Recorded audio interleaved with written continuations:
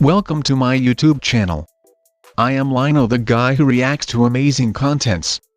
And in today's video I will talk about one of the best presidents in Africa. But to continue, subscribe to this channel and turn on the bell button to receive notification immediately I upload a video. Let's get back to the aim of the video. And one of the best president in Africa I will talk about on this video is Paul Kagame.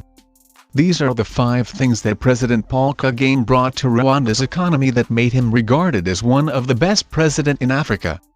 But to get to that, the UN has designated 7th April, the start date of the 1994 Rwandan genocide against the Tutsi, in which 800,000 people were killed, as an annual day for the world to reflect on the unimaginable human suffering that took place over 100 days and in the aftermath.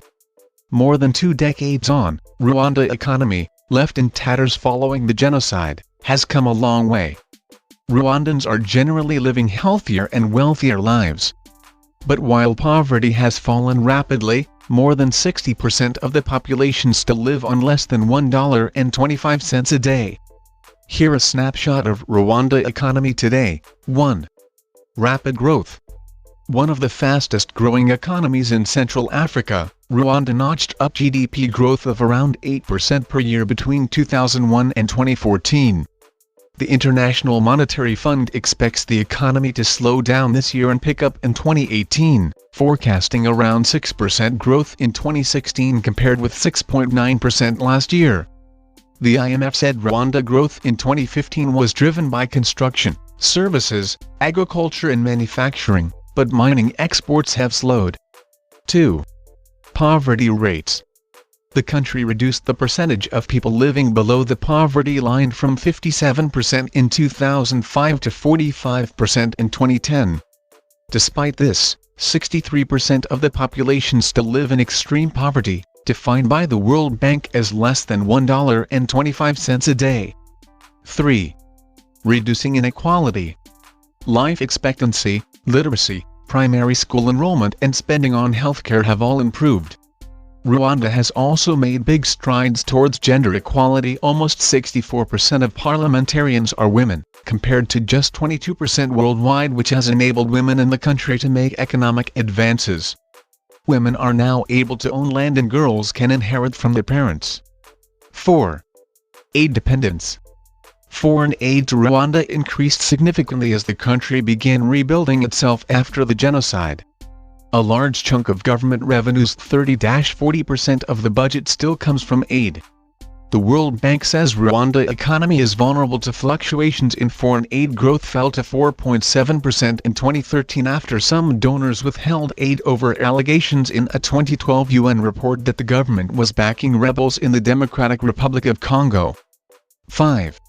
From a farming to a knowledge economy.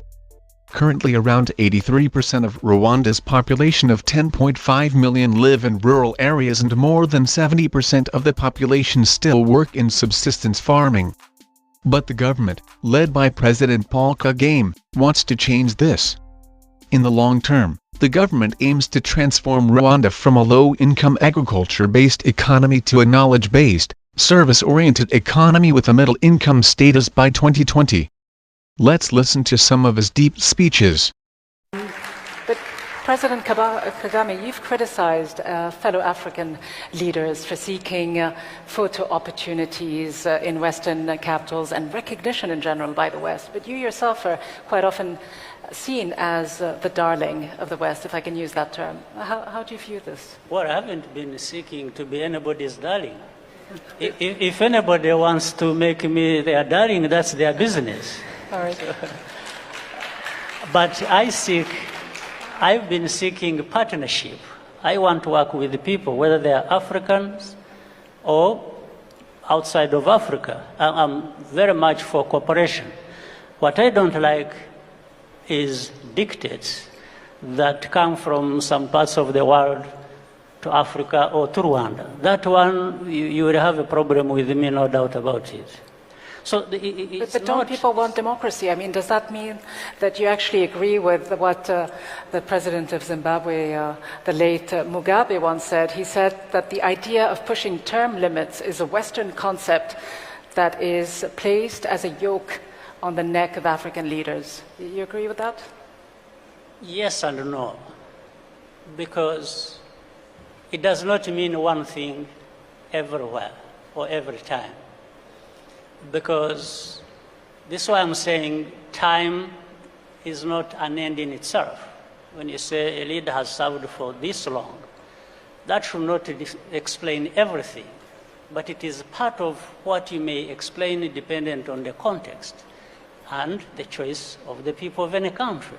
So now, when you talk about, let's say, when you talk about the Western values or prescriptions which they have been throwing around to other people, sometimes they don't apply in their own places.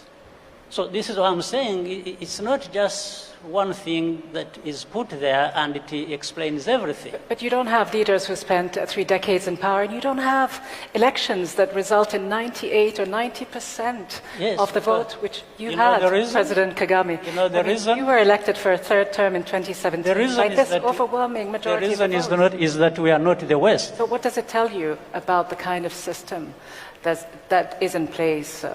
You see, this is what I'm saying. If you want to measure everything against the Western value system, that's what you are suggesting. And I'm suggesting that the Western system doesn't provide every solution to everything. Other people, other places, other countries have their value systems as well, and they are answerable to their own people. So it doesn't matter that, and I'm saying, I'm not trying to explain away some of the wrongs some leaders or whatever you call them, Africans, have done. No, I'm not trying to explain that. But I'm saying don't pick one thing and think that it answers or it speaks to every problem about the Africans. Well, in fact, some people may spend a longer time in one place and it is justified. Others may spend the same time and it is not justified. So that's why I'm talking about the context. That's why I'm talking about, is it really the choice of the people of this country? Sometimes leaders make it look like it is the choice of the people of the country when it is not. All right. But where it is, then it should be respected. Well, you're saying that democracy then is not one size fits all, and it's relative. Not. But I do want to move to Absolutely not. Because I think even the West that you referred to, recently we have seen that it doesn't mean that. Absolutely. Some of the things they have been preaching, one I said, which sometimes they don't practice. In other times, when it has happened, we've seen how it is backfiring on some of the... You have specific examples? Well... Too long to list. I can say it generally.